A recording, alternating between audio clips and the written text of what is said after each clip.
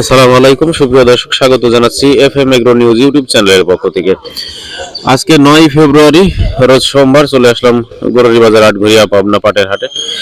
পাটের আমদানি অনেকটাই কম, কিন্তু বাজার অনেক বেশি। তো চলুন শুরু করি মূল ভিডিও।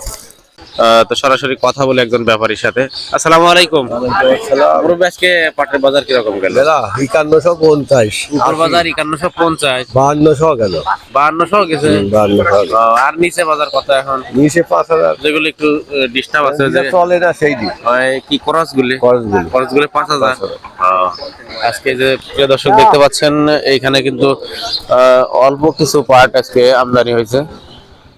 তো 5200 টাকা পর্যন্ত নাকি বিক্রি হয়েছে আজকের বাজারে। একজন কৃষকের সাথে কথা বললাম, একজন 5000 বিক্রি করছে, একজন 5100 এবং একজন 5120 টাকার কথা বলছে। আর আরেক ব্যাপারী বললো যে আমি একটা পাট 5150 টাকা বলছি, এখানে কিন্তু আরো বাড়তে যাবে, সেই লোক নিয়ে এসে বিক্রি করছে।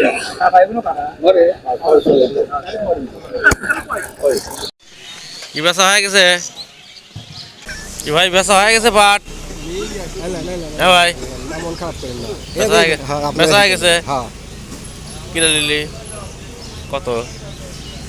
আমি বললাম 5200, উনি কয়েছে 50 টাকা কম।